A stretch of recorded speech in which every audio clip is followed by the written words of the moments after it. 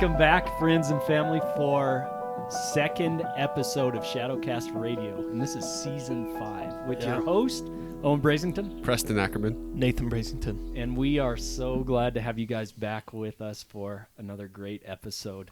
Thanks for having us back. Your host's back on the show. We're glad to be I'm here. really just talking to the listeners. Okay, sorry. So I guess you're here. I guess I'm excited to be here too, though. Yes. Actually, in this, I don't know about you guys, but I was super blessed to have our first guest. Oh, He yeah. did such That a was so good Yeah. job, man. It was so cool to hear Yeah. a story of God doing an incredible work in Agreed. the life of Steve. Amen. Yeah, thank you again, Brother Steve. That was a blessing for sure. And we look forward to keeping in contact. Yep. Absolutely. And as always, if anybody wants to reach out to Steve, they have to come through us, the gatekeeping team. Yeah. Feedback at shadowcastradio.com. That's right. Yep. Send us your thoughts, your comments, questions, whatever you have. So. Yep. And please, if this show is a blessing to you, please rate and review the show as well on Sure. whatever platform that you Share it. Yeah. Yeah. Yep. You know, and so actually because of that first episode, we decided let's do another guest episode. I thought maybe 2 in a row would be great. It's a great way to start off our That's right. season 5, and so Yeah, and maybe we should start it off with a guest who knows Steve, maybe. Oh, that would be crazy. Wouldn't that be crazy? no. Who is with us? Quit teasing. Who is with us tonight? We do have another guest, and he does know Steve. And today joining us is Mark Farnham. We would like to welcome you to the show, Mark. How are you, brother? Thank you very much. So this is Mark from that you have heard of last episode from Steve. And so Yeah. we're very excited to have you on, brother. Just excited to talk through your story and what God has done in and through you. And this is going to be great. Yeah, so we're going to be telling the same story, but now from another perspective. Yes. It will be good. And I'm sorry, Mark, now your last name has changed, hasn't it? Yes, I was just thinking the same thing. That's a story in itself. My birth father was a policeman. Mm-hmm. And when I shot Steve, he didn't talk to me for 5 years. He tore up every letter, every card, Father's Day card, Christmas card. And people would ask him how his son was, and he said, I don't have a son. And Steve reached out to him and said, I forgave Mark. Perhaps you can. And my sister had been working on my father, and my stepmother had. And then when Steve sent him that letter, my father's heart melted, and we became very close. I wasn't real close to my father growing up because we lived in separate states, and my mother got remarried. Mm-hmm. But my father reached out to me, and we are the closest friends. He appeared at my parole boards. He sent me money every month. He came to visit me. He wrote me letters, took my phone calls. And then in 2015, I asked him, I said, I was thinking about changing my name back to your name when I get out to honor him. And I said, how would you feel about that? And he said, that would please me. And that's the only thing he's ever said in his 84 years that I could do that would please him. And so I changed my name in prison from Farnham to Corbett. I'm still Farnham as far as the Wyoming Department of Corrections is concerned, but as far as everything else, my driver's license, Social Security, everything else, it's Corbett now to honor my father. Wow. Oh, wow. The man with 2 names. Yep. And that is indeed a story of redemption in itself, which is amazing. Man, so good. This is going to be awesome. But before we get into the that story, the story that listeners have heard once and will hear once again, as you said, Preston, from a different perspective, we always like to do a question of the ep, and so we'd love you to join us in that if you're willing. Would you like to go first if we ask a question, or do you want to wait and hear some answers from us first? I will say that Steve had the boldness to go first. He did. I don't know if you Go ahead want. and tell me what the question was and what Steve said. You know, that would be funny to do the same question as Steve, but Preston did our question of the ep last time, so this week I'm going to ask, here's the question, and then you can decide if you want to go first or not. But if you could go back to any age of technology, would you stay where we're at now? Would you go back pre-phones? Would you go back pre-compute, back to running messengers? Or what age of technology, as far as being able to communicate, would you live in? Oh, live in, huh? I mean, but that's the only thing you have to live in. You can have present day everything except for how we message and communicate. Do you want current technology or technologies of the past for that? I like current. Current? Absolutely. Well, Okay. I did not have access to a cell phone. I've never seen a cell phone, never touched a cell phone until February. Wow. Now, I would think I would give you my left hand before I'd give you my cell phone. For a while in prison, I was about to say you had to revert back to the Stone Age a little bit there, I think. Yeah. I do not memorize 170 phone numbers. Yes. When I want to go someplace, I just say, Google, how do I get there? And they give me directions. I don't have to worry about That is maps. nice. When I have a question, any question, I just ask Google, and Google seems to know all the answers. I mean, why would anybody give up cell phones? And I understand with technology, there's some bad things that come across the internet, but I think it's just such a blessing. Our very conversation tonight would not have been possible without the current technology. Yeah, that's so true. That's a good answer. So true. So he answered by rebuking your No, I I would honestly, stay. yeah, I'm tempted to answer the same, but I think I'm gonna go back to pre-electronic communication. So when there was only written and face-to-face communication, and the reason why I think is because I love the closeness and intimacy and skill of communicating face-to-face that I think gets a little bit lost in translation when we have all this accessibility at our hands. So I'm going back to pre-electronic messaging. So, But which focus, which area? Like, what's your favorite mode of pre-electronic messaging and communication? I think face to face. Written is kind of fun too. I think. Yeah. I think writing letters, but I'd rather just have a conversation face to face. So maybe can you go back before people wrote letters? I don't know. That's a good question. Everyone would be in good shape though, because you had to have runners to go run everywhere to send messages. Yeah. How about you guys? Okay, I would say I would go immediately post World War II era. Oh, okay. Because I just find that era fascinating. So you'd still have telephones, but you would still everyone would be communicating primarily face to face, and I just love that era where it seems like at least in the U.S. life was bustling and people were optimistic and and just had gotten out of the World War II era, and so it's a new era of kind of hope for the civilization. That's good. Yeah. Wow. Gotcha. So, if I could reframe your question a little bit. Yeah, you can. It's customary to rechange the question. Yeah, usually is. So I could tie it. I think I could find a way to tie it. So, writing on some sort of form of paper is somewhat of a modern convention, but the Egyptians did, create the papyri. And so, but I don't know what year they did that. You know what I'm saying? Yeah. But I would like to observe communication in ancient Egypt. Oh, cool. And see how the pyramids would have been built and how they would have kind of communicated to one another to produce such a feat. Because today, without what we know as modern technology, modern historians have no clue how the pyramids were built. Yep. Right.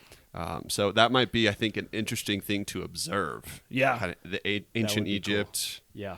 That's a great question. Yeah. Yeah. Well, because I guess from what I've researched on it, and it's not heavy research, but I guess there's no record of the pyramids themselves being built in any of the hieroglyphics that they've seen in ancient Egypt. So it's a complete conundrum. In fact, it's something that possibly even preceded ancient Egypt, possibly. We don't know. But I think that would be interesting to observe, that era, whenever that was. That's great. The other thing that's crazy is you think about some of the huge battles or wars of the ancient world, like they didn't have comms. Like how do you organize huge armies with no communications as we know it? So anyways, just a random messenger hawk. Random thought. I like it. Pigeons. Pigeons.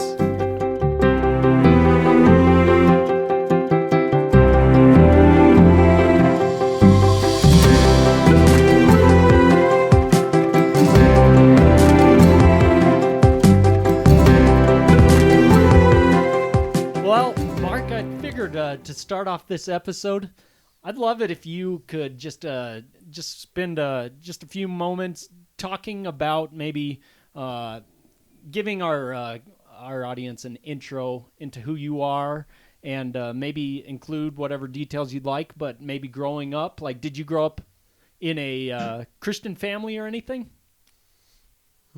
I grew up in a Christian family that was a facade. That I say, my mother took us to church. I went to Sunday school. I went to confirmation studies. I went to Bible camp. But they didn't believe in God. I think my mother went because it was a social thing to do. I think she thought it would be a place to meet people, and maybe her kids could pick up some good morals. My mother, for much of her life, was a single mother, and then even when she remarried again, worked a lot. And I think she thought that might provide some structure. And the reason I say she didn't believe in God, because I never saw her crack a Bible. We never prayed. So we went through the formalities. So they didn't really believe. And we didn't talk about God in the home. So, yeah, I grew up with the trappings of Christianity, but I didn't become a Christian until 2004. Gotcha. Good. So growing up then, I mean, can you go on a little bit into your story, just kind of give our audience some context before you talk a little bit about the big event that God really used and orchestrated in your life? Sure. Excuse me. I grew up in St. Louis Park, and that's a suburb of Minneapolis, Minnesota. It was a middle-class suburb, fairly affluent, some doctors, some lawyers. It's really, really quality, good school system. My family didn't have a lot of money. I would call us lower middle class.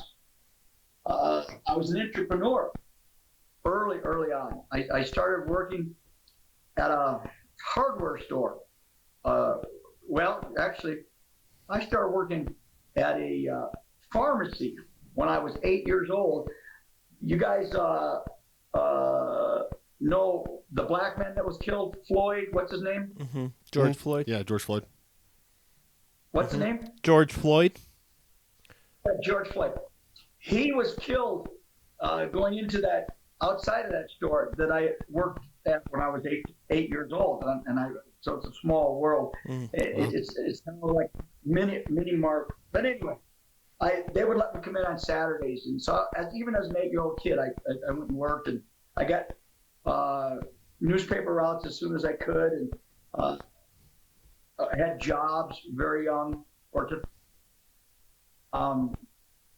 By 8th grade, I had a lawn care business and a snow blower route, and by 10th grade, I had like 40 lawns I was mowing, and a full-time job. And while I was a senior in high school, I worked full-time and going to school. So I was an entrepreneur. And after school, I went to University of Minnesota for about a year. And then I went into the Army, and I was where I was a military policeman, and I guarded nuclear missiles. And that was in Germany. I served for 3 years, was honorably discharged. And when I came back, I went back to the University of Minnesota. And a close friend of mine introduced me to cocaine. Mm-hmm. And this was back in 79, 80. And at that time, cocaine didn't have the negative stigmatism that it does now. It was almost like the bootleggers in the 30s. Nobody saw it as addictive. In fact, when my friend introduced me to cocaine, he gave me some for my birthday, and I enjoyed the high, but I didn't pursue it because I knew I couldn't afford it. And he called me up one day and said, "How would you like to make $700?" And I was going to college, and that was a lot of money. I said, "Sure, how do I do it?" And he said, "Well, you just sell some cocaine to some friends, sell 7 grams." I said, "Well, I don't know how to do this." And he says, "I'll show you how to do it." He says, "Everybody's doing it. You just make a few phone calls." And I said, "Well, I'll try it." And I didn't see anything bad about it. I didn't see it as addictive or hurting anyone. And I would later find out that was not true. A lot of people would find that out later. I was selling to my dentist. I had sold to judges, a judge, lawyer. In fact, a future attorney general of the state of Minnesota was buying from me when he was in college. A lot of people, and it was considered okay. It was like marijuana. And we would find out later that it was destroying lives. And anyway, I got into it to sell it more than I did to use it. And when I was selling it, I ended up using it and ended up with a $250 a day habit. And I couldn't, and this is back 40 years ago, and $250 a day was a lot of money. And I couldn't afford to have it, and I got deep in debt. So I needed to pay off my debts, and they were probably about $15,000, $20,000 at that time. And I couldn't find a job that paid well. This was during Jimmy Carter's recession. And if you go look it up, the unemployment was close to 12%. The inflation rate, I believe, was about 12%. The interest rate was 20%. Wow. And most people that are your ages can't comprehend what the recession was like. You couldn't get a decent job. And I tried to get one in construction. I didn't have any experience. And that was about the only thing that was paying any decent money when I was going to college. And nobody was hiring. So I came out west to work in the oil field. Mm-hmm. And my plan was to work in the oil field, pay off my debts, and go back to school. And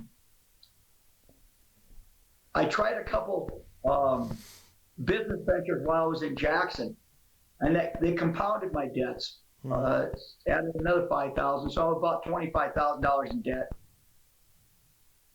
And then everything started falling apart. I lost my job in Jackson. This was the recession, as I was telling you about, and I wasn't going to have any work for a couple of months till the tourist season again. And my rent was due. The tires in my car were bald. I didn't have any money. My back was against the wall. And my pride got in the way. Instead of reaching out to uncles or people that had some experience, I couldn't tell people I was a drug dealer. That was a hidden secret, and that I was in debt because of that. And I created this problem, and I figured I had to solve it on my own. Mm-hmm. And everything I tried failed. I tried the oil field, it didn't work. I tried to get construction jobs, it didn't work. I tried these 2 business ventures that didn't work. The most I ever made legally at that time was $7,000 in a year, and my bills were $25,000. And remember, the interest was 20% at that time. That meant the interest on my bills was $5,000 a year, almost more than I was making. Mm-hmm. So I didn't have any hope. And when you become hopeless, we make bad decisions. Mm. And the big thing is, I didn't have God in my life, and I didn't have someone to reach out to for counsel. So I had what I call the John Wayne syndrome, where I had to solve problems myself. Mm. And today I don't. If I got problems, I reach out to people. I do routinely. But so I didn't have any answers, and I became desperate, and then I decided to rob a bank. I figured I'd either get caught and I'd go to prison, then I wouldn't have to pay off my bills. I'd get shot and get killed, I wouldn't have to pay off my bills, or I'd get away and I'd pay off my bill. I'll give you a quick segue. There's a couple of things that have happened in my life where the hand of God was involved, I really feel. Mm-hmm. One of them was, I told you the 2 business ventures failed. Mm-hmm. One of them was within hours of succeeding when I decided to rob the bank, and I didn't know it. Oh. Here's what the business venture was. There was no internet back then. So people didn't have any way to communicate like they do now. You just get on the computer and you ask questions. Well, there was unemployment of 20 or 25% in some cities back east, and it's hard to imagine. And everybody was desperate to get, just like I was when I came out to the oil field. So when I got out here, at that time there was over 100 rigs, and there was plenty of jobs in the oil field. By the way, I went into the oil field briefly for about 6 weeks, and some people just don't belong doing certain jobs, and I was one of them. Like, I didn't belong in the oil field. I dropped a wrench down the hole. If any of you worked in the oil field, you know you don't drop a wrench down the hole. Sure. There was a big 3-foot wrench because you can up a bit.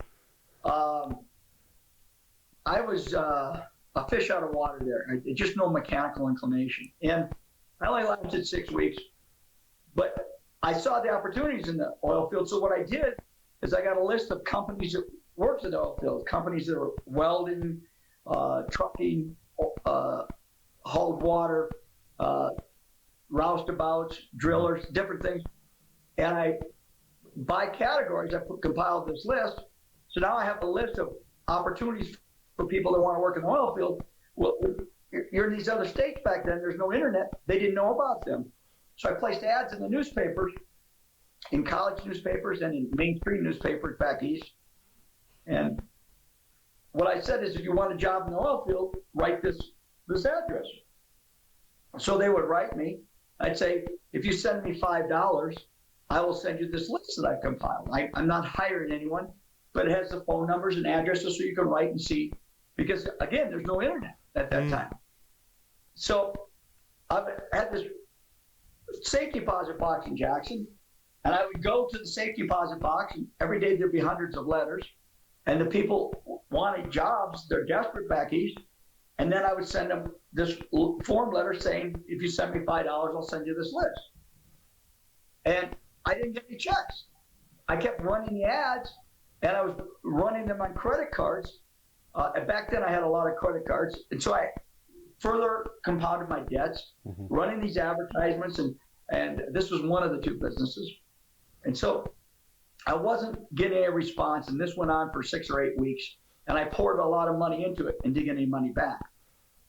The night before I robbed the bank, I stopped at the safe deposit box, and I filled up a large garbage bag full of envelopes, like I do it every day, and I took them with me. And I figured when I got down to Colorado, I would open up the envelopes and look.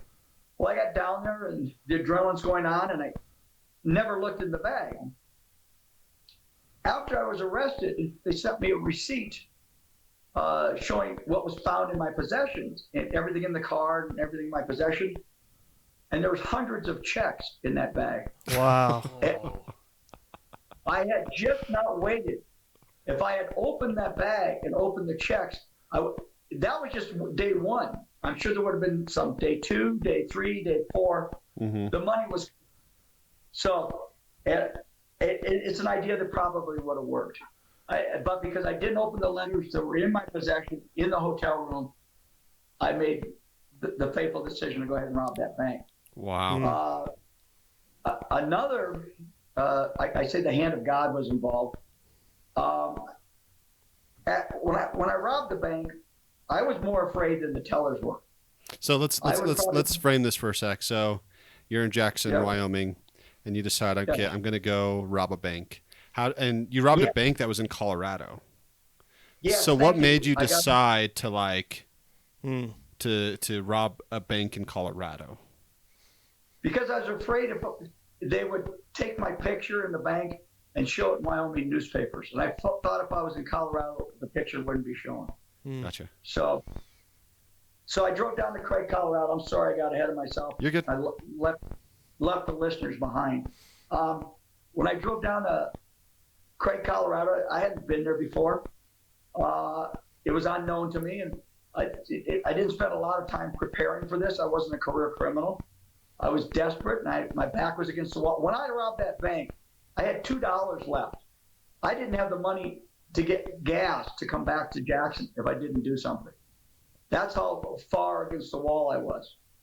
So I robbed the bank, and as I was saying earlier, I was more scared. I was the person most terrified in that room, and I had the gun in my waistband, but I never pulled it or flashed it on anyone. I just showed it to them and said, "This is a bank robbery," and they gave me the money. It was $10,000 they had in the tills. And here's another segue. 5 years after I robbed the bank, one of the guys in the prison came up to me. He said, "You know that bank you robbed in Craig, Colorado?" I said, "Yeah." He said, "My aunt was one of the tellers, or she was the manager of the bank. You know, when you asked her for the combination for the safe, it was a small wall safe." And I said, "Yeah." "She told you she didn't have it." I said, "Yeah." She said, "She lied to you. She had it." And there was $50,000 in there. So there was a lot of money that I didn't take because the teller said she didn't know where the combination. Sure. Again, I was afraid that they were. So I put the threshold. This was a line, and I knew I was doing something dramatically wrong. When I robbed the bank, I left the bank and I listened on the AM radio, and they were putting out a description of a red sports car. And I wasn't driving a red sports car. I was driving a tan Dodge Colt. So I was driving back towards Rock Springs, and on that road, at that time, there was very, very, very, very little traffic. I mean, an hour would go by and I'd only see one or two cars in an hour. This is 1982. And on that road, there's no traffic. There's a game and fish woman in Colorado banding eagles, I think she was doing. And she sees this red sports car on the highway. So she calls it in, and it's got stolen plates. And it's out of Washington State. So Steve, when he responded, went to go look for this red sports car. They thought it was the bank robber. I don't know who said they saw a red sports car in Craig, but what are the odds of a red sports car being on the same highway I was on and having stolen plates? Right. So, okay, hold on a sec. What is that? So let me get this straight. So you're actually driving a brown vehicle, and they claim that you dished out of Craig, Colorado in some red sports car. Right. Yep. And so then what happens is they call on a red sports car that you were kind of near. Is this still in Colorado? Like you're still making your way out of Colorado, heading back into Wyoming, or where are you at? I'm getting close to. I mean, when they called in that red sports car, it was close to the Wyoming border. Gotcha. Okay. So Steve is called to go see if that red sports car is on that highway because the plates are stolen, and they figure that might be the bank robber. So he pulls over my car to ask me if I'd seen the red sports car. And I had stolen plates on my car. I'd stolen the night before out of the parking lot, and I knew the plates wouldn't match the car. So rather than go to prison, accept the punishment for what I'd done, I didn't see a man. I didn't see a father. I didn't see a husband. I didn't see a son. I just saw somebody in my way, and I tried to kill Steve so that I could get away with the money. And I got out of the car because when he called in my plates, he's looking for the red sports car. So he doesn't realize there's anything wrong or amiss. So I jumped out of my car and started shooting him before he had a chance to respond. And I shot him a couple times through the windshield, and then I walked back and I emptied my gun and shot him 3 more times. and I reached in and took out his radar gun, and thinking it was a microphone, my adrenaline was amped up. I went back to my car, and I left him for dead. Well, Steve got up after I shot him, and he got out of his car, and as I went to drive away, he shot through the back of my rear windshield. And the first shot I think the first shot went into my back. But anyway, I felt something wet and I bent down, and the next 5 shots went through my headrest and in that area. So I was very lucky he didn't kill me. I drove for not far, maybe a mile, and Steve had already gotten on the radio and said he'd been shot. And every law enforcement officer responded, policeman, game and fish, sheriff, highway patrol. And a policeman went past me, and another one formed a roadblock ahead of me, and I'd been shot, and I knew I wasn't going far. So I stopped the car, grabbed the money, and just started running across the desert. So I wasn't far from Rock Springs, maybe 10, 12 miles, I'm guessing. I don't know that area that well. And by this time, a lot of law enforcement had responded, and I'd been shot, so I wasn't running real well. And there was 5 of them immediately behind me, chasing me across the desert. I would say no more than 100 yards, maybe less, maybe 50 yards, and they fired over 30 shots. All of them missed me, and that certainly was a hand of God. They were trying to kill me. I just shot one of their fellow law enforcement officers. Yeah. So I laid down in a small gully that was like 12 inches deep, and saw I had 2 bullets left, and there was 5 policemen ahead of me, and more arriving on the scene quickly, and I gave up. So that is the crime, and then I was arrested. Yeah. So around this time, you you saw a way of escape, but it was through one man's life. You attempted to take his life, and then fled again, and then suddenly you realize now that there's no escape. Can you explain a little bit of that feeling of just like, and I know this can probably be hard to even recall, but since we're in Christ, there's forgiveness, but like the depth of difficulty of finally realizing that you've been caught. Like, is there a way you can explain that feeling? I don't even know that I can go back. I mean, that was 40-some years ago. Yeah. I was at the end. Yeah. I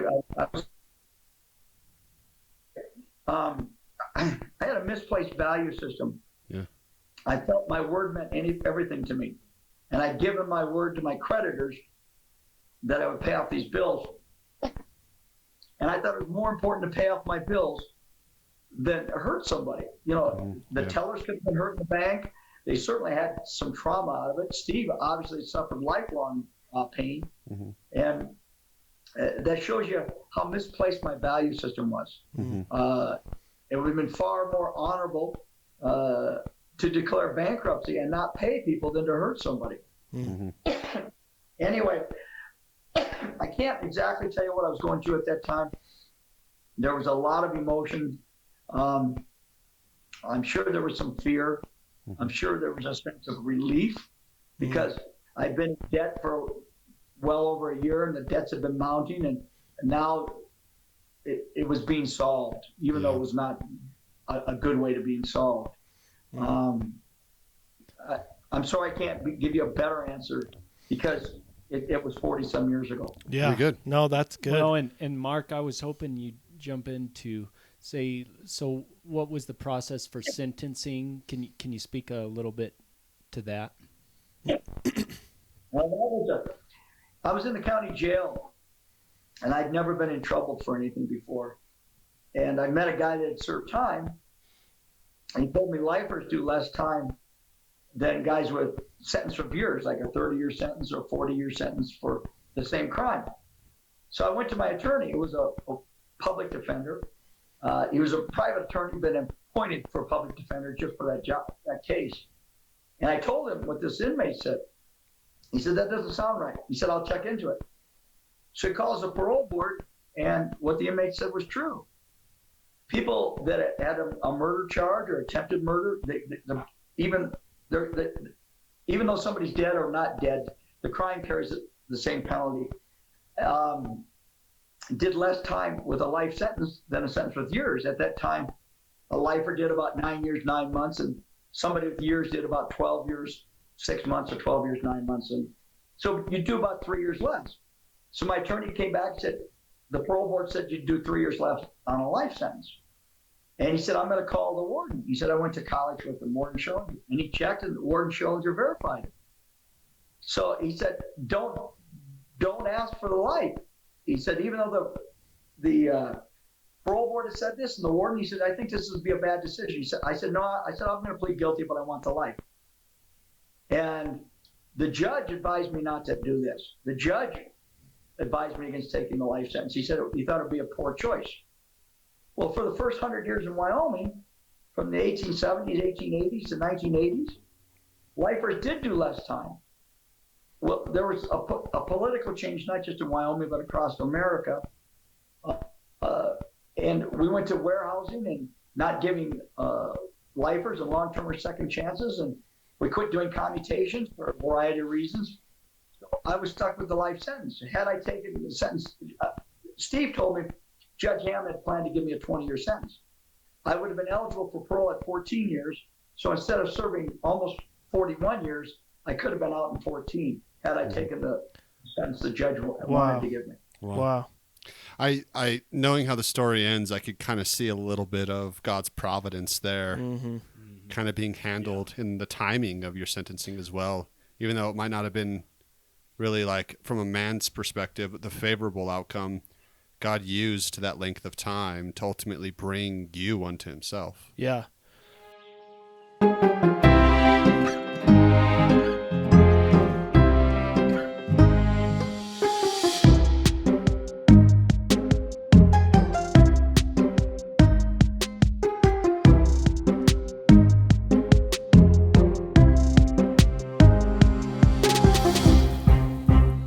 While I was in prison, I had a number of inmates, I don't know how many, but many try to share the gospel with me.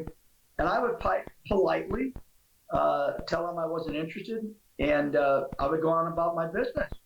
My grandmother wrote me many letters saying that she was praying for me. Steve told me many times. He would ask me why I couldn't accept Jesus. I could see what Jesus had done in his life. Why could I just didn't find the need for him. I saw it as a fairy tale. I didn't see Christ as real.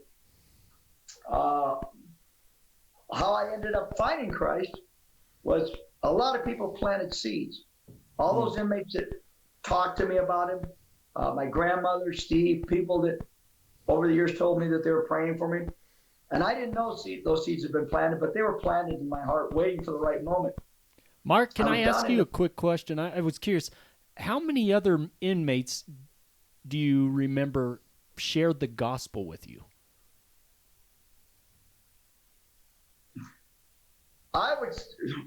I'm certain 10 or 20, 10 to 20. I'm certain. So there's a lot of Christians in the prison. Like you were surrounded by Christians in many ways. Oh, yes. There's definitely some strong believers in Christian. Absolutely. There was at least 10. Okay? And probably no more than 20. A lot of Christians, all of us, we don't want to seem to get too pushy, so we'll bring up something gently. Just a minute.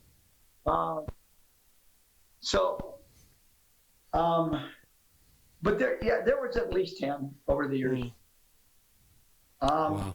Can I just have to say, it's incredible that even in the midst of when we do fall and sin, God can still use us in so many different locations where he had faithful fellow believers in Christ that though they had sinned and were there in prison, he determined to use them to witness and shine a light in a dark place. And I just think, man, that just is a tribute to the faithfulness of God, even in a dark environment like a prison. Agreed.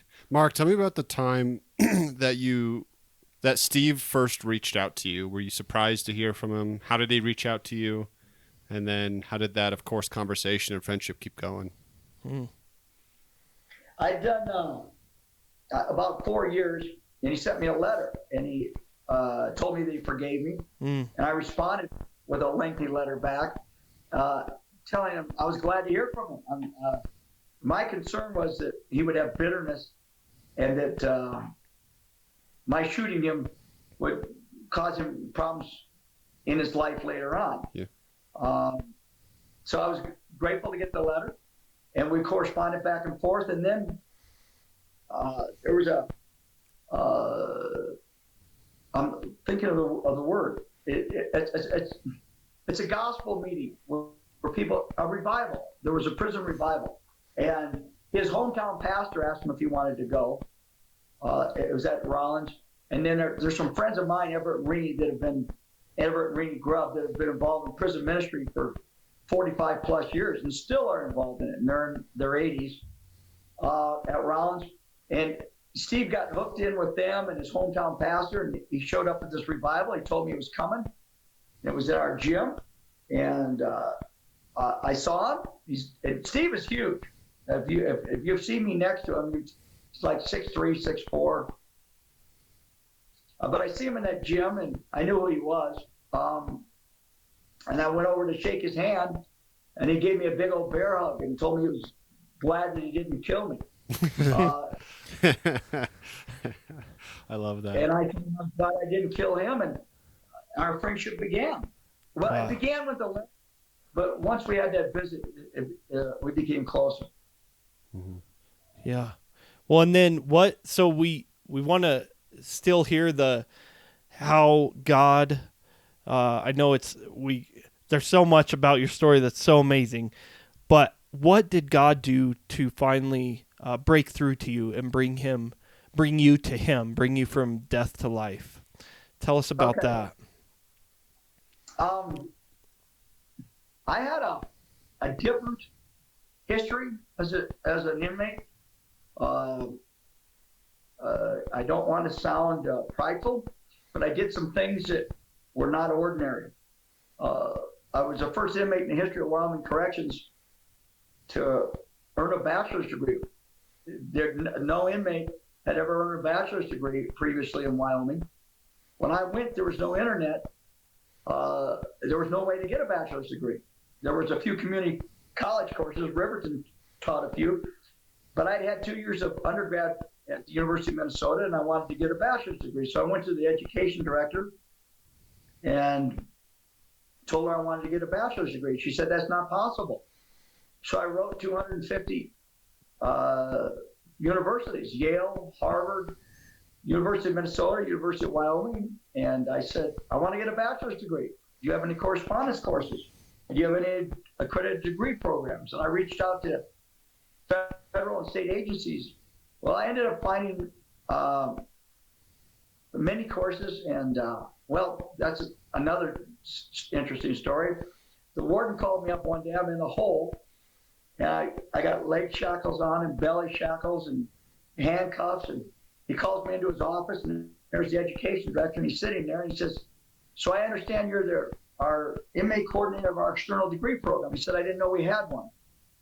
And I said, yeah. I said, I've been writing these universities, and I thought they might respond better if I had a title, so I gave myself this title. That's great. Well played. Well played. So he said, well, Warden Schillinger was an extraordinary man, a very good friend of mine. And he's a firm believer in education. He says, so did you find anything? I said, yeah, I found over 10,000 correspondence courses and applied to accredited degree programs. And I found the funding for them from Pell Grants back then and Bureau of Indian Affairs and Veterans Administration, etc. And I compiled it into a booklet, and I said, I'm going to give you copies of it to the warden and the education director so we'd have it in all the units, which I did. Excuse me. And then I used the information I found and became the first person to earn a bachelor's degree in Wyoming history while incarcerated. So I had that accomplishment. Then, as I get done with my education, I decided I didn't want to work for $40. This was all coming to Christ. I decided I didn't want to work for $40 a month. I wanted to make minimum wage. Back then was like $3.50 an hour. And I got a hold of a book called Thomas Registry. You probably are not aware of it, but it may be online today. It looks like a set of encyclopedias, and it lists all 500,000 American manufacturers. And I thought to myself, what can we make in prison that doesn't take up a lot of space? And I'm going to condense the story real, because it's a 3-year story. But sure. I wrote a letter a day on a typewriter. There was an old manual that had a ribbon. I had to hand ink, no computers back then. And I didn't know how to type, so I'm two-finger typing on this manual. And the letter E is almost totally gone in this. So you imagine writing a business letter without the words. And so I'm writing letters to people, and I'm saying, we want to work for you. Will you hire us as inmates? We can work cheap. We'll work good. We'll work hard. And I started out with electronics, and I'm thinking of the name. Bearcat Scanners got a hold of me, and they were the largest maker of radar detectors in the world. And they said, we'll immediately start 50 inmates to work. Well, and we'll pay you minimum wage. That's all I wanted, was a minimum wage job. And so I went to the warden. I said, I can't negotiate for state space, but here we can put 50 inmates to work at private industry. And the warden's very excited, and he's going to go through it. And back that time, there was no Department of Corrections. So he had the power to negotiate. He was it. Sure. And he was going to go ahead and do this. And he was in charge of the forestry camp at that time, which was only 15 people. Today is 300.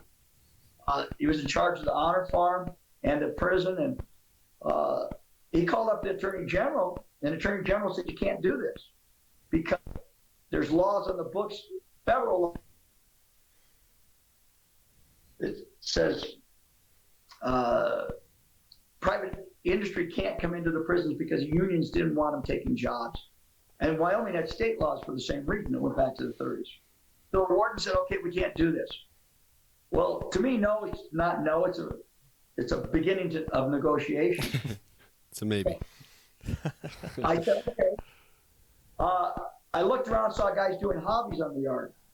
And again, this is coming to Christ, but I saw the guys tying fishing flies, so I pivoted and started writing fishing companies, people that wholesale fishing flies and fishing leaders. And that ended up with Wally Allen out of Boulder, Colorado coming in. And eventually we had a seminar, and we trained guys how to tie flies. And I ended up having 50 guys tying fishing flies that worked for me, and another 50 guys that were tying salmon leaders for lure gents. In fact, we tied 1.8 million salmon leaders in just 8 months. That's impressive. And I did all the payroll for these 100 guys. I did all the marketing. I did all the inventory, all the quality control. Your entrepreneurial spirit's coming out in prison. Absolutely. That's an interesting aspect of your story. Yeah. So, I'm sorry, what did you say? I said you got to be an entrepreneur again in prison. Yeah. Which is really interesting. Yeah. So I'm running a 100-man business, and I'm doing it out of my cell. I have no warehouse. Awesome. I have no phone. I have no computer, and I got a bigger payroll than the maximum unit. So I've got that behind me. I've got the bachelor's degree. I co-founded Tell It Like It Is. It's a youth outreach group where we would bring kids in from Wyoming. They would tour the prison, and then there was a dozen of us in this group, and we would tell them about the mistakes we made in our lives in hopes of sharing our mistakes so they wouldn't make the same mistakes. And sometimes we traveled all over Wyoming, go to the high schools, different places, and without handcuffs. These are lifers, sometimes double lifers. Today, they would never have. they would have you belly cuffed, leg cuffed, chained, and they'd have 4 guards on you and 10 guns. But back then, things were different. We never took advantage or misused that trust. But so I co-founded this highly successful youth outreach group that we got letters from parents, from judges, from teachers saying that after, not everybody, but some of the kids that met with us had been truant and skipping school, and we opened their eyes and had gone from F's to A's because, I know we made a difference. So I had this history of accomplishments. First bachelor's degree, external degree program, brought private industry in, co-founded TELUS. I mean, any one of them was an accomplishment, but I'd done all 3. I had my judge that had letters of support for me to be released since 1987, 1988. I had my prosecutor that wrote letters in 2001 asking for my release. In fact, he went on the front page of Casper Star asking for my release. I had my victim asking for my release. And a lot of the support I had from my prosecutor and my judge came about because of Steve, and may not have happened without Steve. But I had my arresting officer writing letters of support. I had 2 different wardens writing letters of support. I had officers writing letters of support. So I had this extraordinary support, and I had this extraordinary history of accomplishments. I'm setting the stage of how Christ came into my life. Mm-hmm. Steve ran for governor, and when he ran, he was knocked out in the Republican primary, but Dave Friedenthal, who had participated in the debates, who eventually won the election, and Friedenthal knew that Steve's wish was to get me out. In fact, when Steve ran for governor, he said in the newspapers that if he won, what he would do on day 1 is pardon me. So Steve assumed that Governor Friedenthal would release me. In October, I guess it would have been 2003, Governor Friedenthal signed 11 commutations.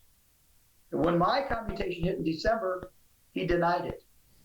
And I was devastated. None of these 11 guys had this history of accomplishments that I did. None of them had the support of the prosecutor, the judge, the victim, the arresting officer, the wardens for their release.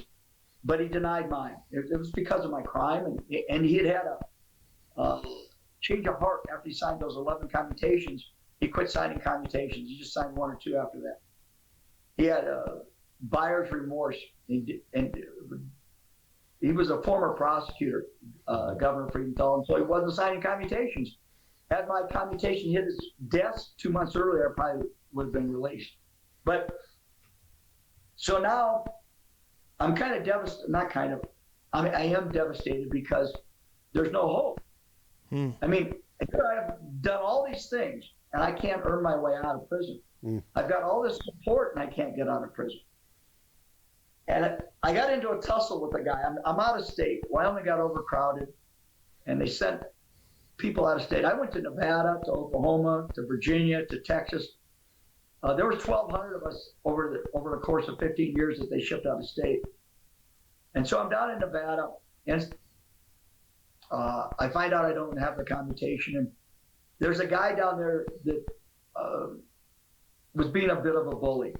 He had beaten up people because he didn't like their crime. He was going into cells and stealing stuff, and he was hooked up with the gang down there, the Serenios. And so the Wyoming inmates were afraid of confronting him about his behaviors, and I didn't like his bullying behaviors. And one day I got into a confrontation with him. I thought he'd made a possible solicitation at my roommate. He was 17 years old. He'd stroked his face. And so I just had enough of him. And I had this underlying anger too, and this lack of hope. So I confronted him. And I called him a punk, which is the worst thing you can do in prison. And I did it in front of everybody. And we got into a tussle. And I turned my back on him because I said, I don't want to fight. After calling him a punk, I said, what am I doing? And he kicked me in the head. So I couldn't walk away at that point. So I threw him to the ground and just held him. I didn't hit him. And I was lucky because in Nevada, they have a rule: shoot first and ask questions later. And we're right under the shotgun of the guard, and he didn't pull the trigger. So we go to the hole, and when I'm in the hole, I'm in shorts and a t-shirt, and they've got the air conditioning turned up full. It had to be 50, 55 degrees in that cell. I was freezing, and I could not get warm. There's no mattress, there's no blankets, there's no coat, and the guards don't care. So I'm freezing, and I'm thinking at that moment, my life's come to an end in terms of there's no hope of getting out. There's nothing I can do of earning my way out. The bottom line is I come to the end of myself. And when I came to the end of myself, I went to my knees and I asked Christ into my life. And it was at that moment, all those people that had spoken to me over the years about Jesus, and my grandmother's letters and Steve, all these people that had spoken to me, that those seeds sprouted. And I accepted Christ at that moment alone in that whole cell.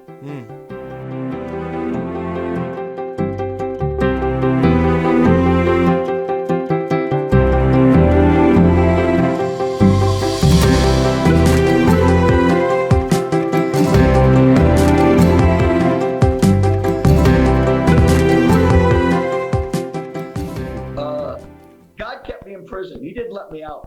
I believe this. When I accepted Christ in 2004, I still stayed another 20 years. And I think it was to make sure I had plenty of time to read the scriptures, plenty of time to get to know him, because had he released me a year or two after I accepted Christ, the result, I may have turned my back on him. So he takes and he works all things together for good. Amen. So doing an extra 2 decades worked out good for me. Shooting Steve, both of us came to Christ. It wasn't a good act; it was an evil act. But he's able to, even out of the evil, to bring good out of it. Yes. So let me ask you, Mark, if there was, you've talked about how just God has just amplified what it means for the Christian to display love and portray his love to both non-believers and other fellow believers, and how they have done that in your life, and in turn God has used that to show you how to do that to other believers. And then you've also talked about just the providence of God and how all things work together for good to those who love God and are called according to his purpose. And man, that has just been shouted from your testimony today. And I just wanted to ask you in closing, as we kind of wrap up here, if there was one thing that you could provide to encourage, exhort, admonish, give wisdom to our listeners today, what would that be? Never give up. Never give up. The Israelites wandered the desert for 40 years. I was in prison for my 10-year sentence turned into 15 to 20 to 25 to 30 to 40. It would be 40 years and 11 months. Just like the Israelites, I was in the desert for 40 years.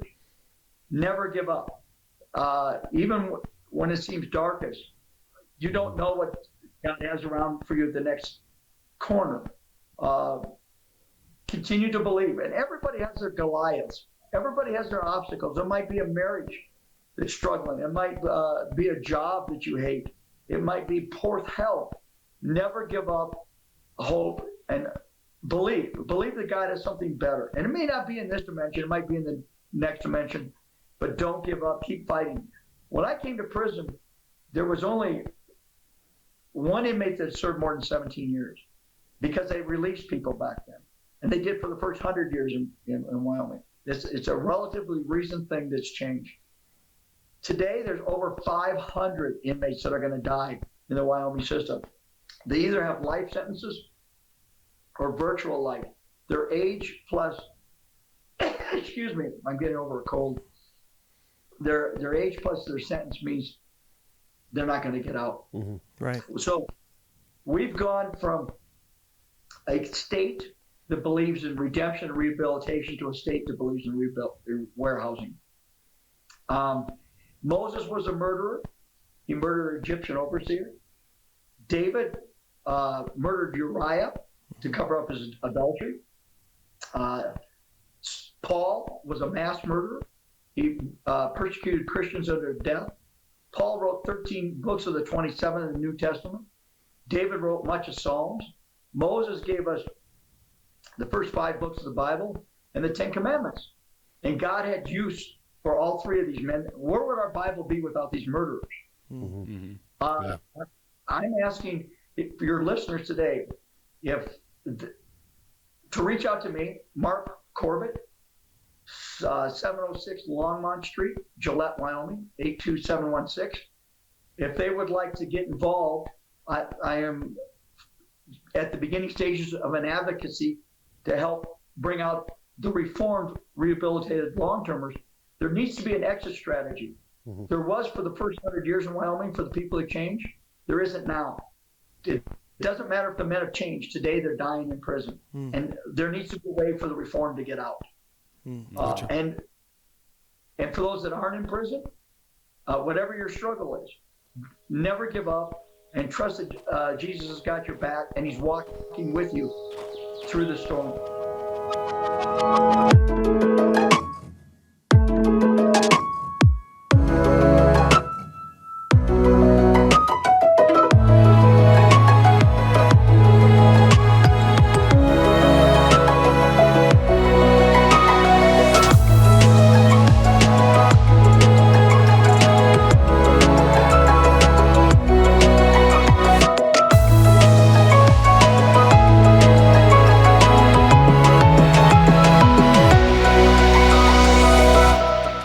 Send us a message at feedback@shadowcastradio.com.